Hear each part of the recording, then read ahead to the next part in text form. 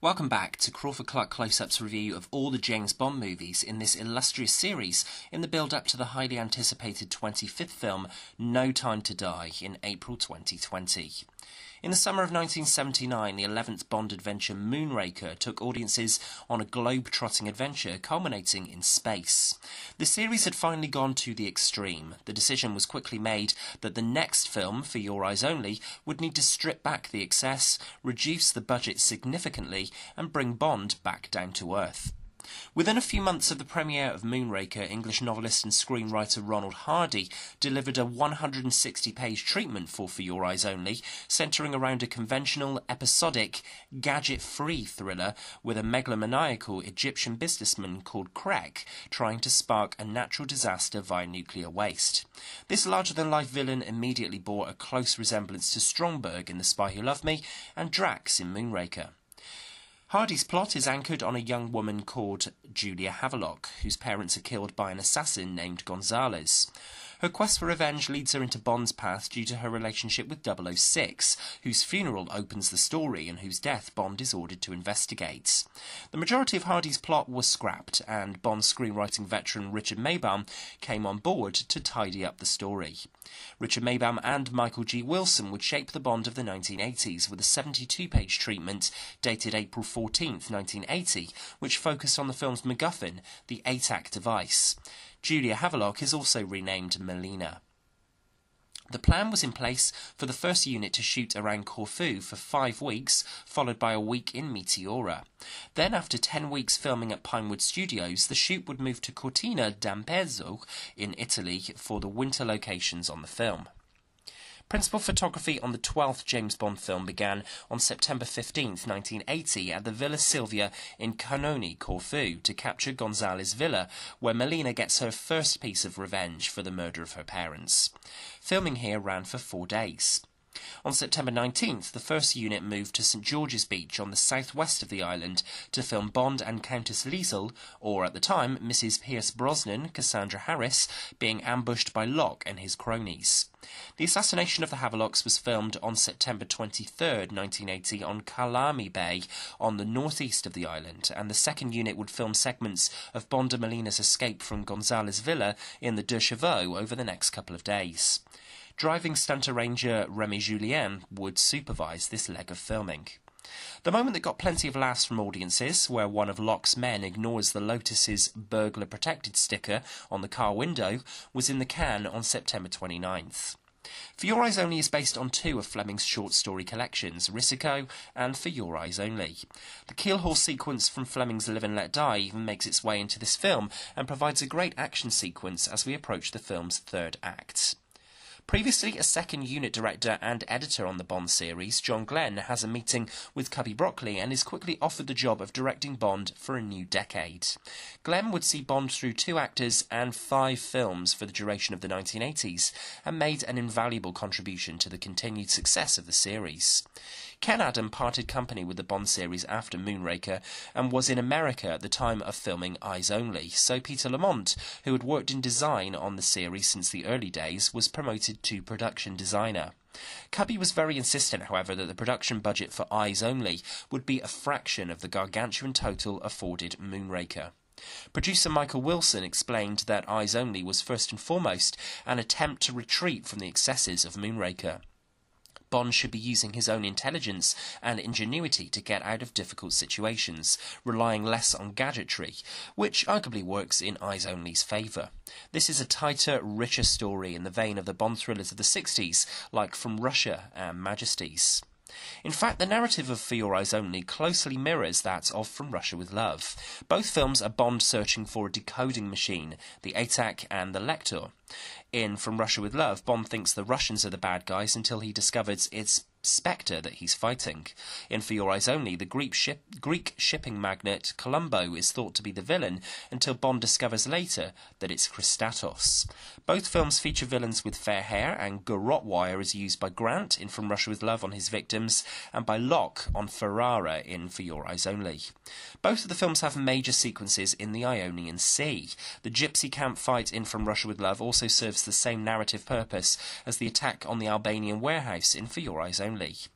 Bond and Kerim kill Krylenko from the advertising billboard in From Russia with Love post-gypsy camp scene, and Bond dispatches Locke from the cliff edge post-warehouse scene in For Your Eyes Only.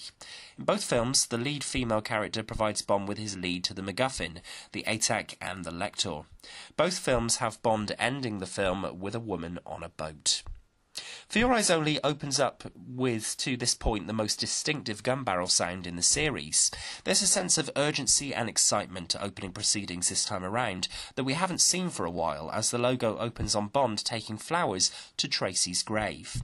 It was director Glenn's idea for Bond to go to his wife's grave at the beginning of the film to enforce a continuity between the films and the actors who've played Bond over the years, and it's interesting to note that Teresa Bond was just 25 before she was killed at the end of Majesties. It's a great little nod to the past to open Moore's fifth Bond before we retreat back to comedy as a bald man with a white cat, who we can only assume is supposed to be one person, though it's never explicitly stated due to more legal wranglings from Kevin McClory, remote controls Bond's helicopter over Beckton Gas Works before Bond gets the upper hand and dispatches the man and his wheelchair down a chimney stack. Another interesting thing to note is that the Blofeld here is clearly designed on Telly Savalas' paralysed Blofeld from the close of Majesties, and not Charles Gray's continuation in Diamonds Are Forever. The pre-titles were filmed across the last week of October and the first week in November 1980. From here we launch into more of Maurice Binder's titles on the series, and this marks the first and only time thus far that the title singer, Sheena Easton, would appear within the title sequence for the film. The visuals are underplayed but effective here, and the song certainly grows on you the more you hear it, despite it not being as memorable as themes like Nobody Does It Better or Live and Let Die. Binder shot the title sequence in March and April 1981. John Barry would take another break from Bond for this film, and Rocky composer Bill Conti would try his hand at a Bond score, and I, for one, love what he did with the Bond sound. It feels updated, fresh, and sees us into a new decade well. A Drive in the Country and the themes for Melina that weave in the chorus line from the title song are fantastic additions to a very diverse score. The cast of Eyes Only is impressive. After initial doubt as to whether he'd return for a fifth outing as the titular spy, Moore dons the tux for another time and allays John Glenn's fears of having to launch a new actor in the role for his directorial debut. It's often remarked that Moore gives his strongest performance in his tenure in Eyes Only, and it's a remark that the man practically concurs with in his commentary for the film. Moore comments on the fact that despite being older, he looks in better shape here than he did on Moonraker, and he also notes in a positive way that this is a very different Bond to what I've done before. Moore also astutely noticed on rewatch how proceedings are taken more seriously here than in the first 4 films of his Bond tenure, although he didn't realise while making Eyes Only that there was a conscious effort to dial down the humour. Charles Giroux, who worked on publicity on the series, recommended French actress Carole Bouquet for the role of the vengeful Melina, and it's an inspired choice. Though there's a considerable age gap between Bond and his leading lady this time around, making any romance between them in the finale seem a little ludicrous, the character is well fleshed out, and Moore and Bouquet work very well together. Moore was impressed with Bouquet and her screen presence, complimenting her on her smouldering eyes. There's little surprise that Bouquet would later become the face of Chanel. The other young lady to find her way into Bond's bed, though even Bond realises that she's too young for him, is Lynn Holly-Johnson's Bibi Dahl. The character is throwaway and adds next to nothing to the story, short of some perhaps required comedy. The MI6 crew are here once again, though sadly missing is the late Bernard Lee, who had immortalised M over the last 11 films. Lee passed away before Eyes Only began production, so the decision was made to have M be on vacation, and the Chief of Staff steps in to brief Bond in his absence for his next mission, codenamed Operation Undertow. James Villiers brought a stiffness to the small part in this one film in the series, but it was clear that M would need to be recast for future outings, so Villiers' Tanner was short-lived.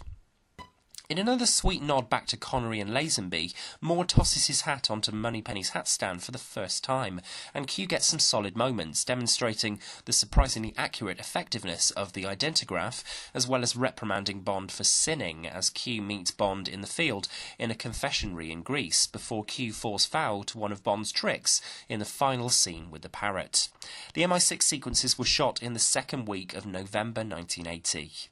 The other key characters in the film were cast in the form of Julian Glover as Aristotle Christatos and Chaim Topol of Fiddler on the Roof as brilliant ally Milos Colombo.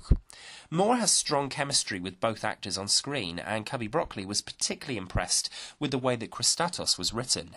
He is a sinisterly flawed human being instead of being a conventional monster, and all the more menacing because of it. Topol is one of the series' best allies, advancing the story well in the second act, and making Bond privy to the fact that Christatos has been playing him for a fool. The first full scene between the two of them on Columbo's boat is an excellent introductory scene that establishes the relationship between the two of them for the rest of the story, and you can buy that Bond would call on Columbo's help with other missions if it was required. One of the film's biggest action set pieces is one of the largest hand-to-hand combat scenes to ever appear in a Bond. Filming began on the sequence on October 6, 1980. The film's signature moment, however, comes in the payoff following this sequence. On October 15, 1980, at the Old Fort in Corfu town, the second unit shoot the moment where Bond purposefully kicks Locke's car off the edge of the cliff. Moore is nervous about shooting the sequence as he feels it's out of character for his interpretation of Bond, suggesting that perhaps simply throwing in the dove pin would be enough to topple the car over, but Glenn convinces Moore to add the kick. This one moment defines Roger Moore as a worthy interpretation of Fleming's protagonist. Though Moore still feels uneasy watching the sequence, John Glenn enthuses, Roger Moore is a much better actor than he ever gives himself credit for, and although it's hard to believe, he has little confidence in his own abilities. The scene with Locke proves what he's capable of and illustrates what a great professional he is. For the most part, Eyes Only is a well-paced adventure in the series, though the comedy often contradicts the harder-edged thriller that the filmmakers are aiming for this time around. Though it's not an enormous finale in the vein of Spy or Moonraker, Eyes Only's mountain climbing in Meteora up to the monastery St. Cyril's is an exhilarating sequence, performed once again by the extraordinary Rick Sylvester. Filmed early in the production in the middle of October 1980, the sequence still holds up very well, even Columbo dispatching Christatos. The wish of so many Bond fans craving a harder-edged, more realistic Bond was fulfilled, and audiences could hardly be disappointed. The humour is less obvious, which is a great thing, considering the implausibility and double entendre-heavy previous Moore Bond outings, and there are no gigantic set-pieces. Everything is simple, yet often startlingly effective. Record crowds flocked to Leicester Square on Wednesday, June 24th, 1981, for the premiere of the film, with Prince Charles and the late Diana in attendance for their first royal premiere. That For Your Eyes Only was the highest-grossing Bond movie of the 1980s is no surprise. It's an engaging and, for the most part, mature entry in the canon that retreats from the OTT of Moonraker and still proves that there was an audience for Bond 12 films and 2 decades in. From Crawford-Clark Close-Up. Alrighty then. What are your thoughts on For Your Eyes Only? Do you prefer your Bond movies grounded in this way, or excessive like the larger-than-life entries in the series? Let us know your thoughts in the comments below, and if you enjoyed this review, please subscribe to the channel at the top of the page. Come and find Crawford-Clark Close-Up on Facebook and Twitter, and drop us an email with suggestions for future reviews on the channel to crawfordclarkcloseup@gmail.com. James Bond will return in the 13th adventure, Octopussy. Thanks for watching, and until next time, that's a wrap.